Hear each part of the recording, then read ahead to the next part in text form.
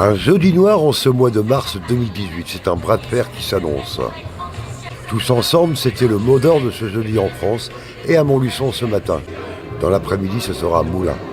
Des centaines de personnes se sont rassemblées ce matin devant la sous-préfecture de l'Allier afin de dénoncer la baisse du pouvoir d'achat et de réduction des services publics. Un appel de plusieurs organisations syndicales, il y a aussi Solidaire, il y a la FSU, nous-mêmes et Force ouvrière, localement. Mais j'ai cru comprendre qu'il y avait même des militants de l'UNSA qui étaient présents aussi aujourd'hui. Donc moi je fais toujours la différence entre les militants et puis les décisions qui sont prises là-haut. Donc je me félicite de cette journée de mobilisation. Enseignants, fonctionnaires, personnel hospitalier, c'était une valeur de test dans plus de 180 villes en France. La SNCF n'est pas la fonction publique, mais c'est un service public des transports. Il y a aussi les agents d'EDF, c'est notre service public de l'énergie, les postiers qui tiennent à garder aussi leur mission de service public, et évidemment tous les fonctionnaires des trois versants, c'est-à-dire fonction publique d'État, hospitalière et la territoriale.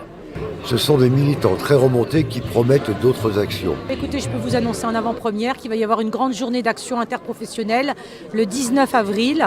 Donc on ne sait pas encore les modalités d'action, mais il y a une journée qui est prévue parce que bien sûr la question se pose aujourd'hui, mais après. Et on a bien l'intention de faire barrage aux différents projets du gouvernement Philippe et du président Macron.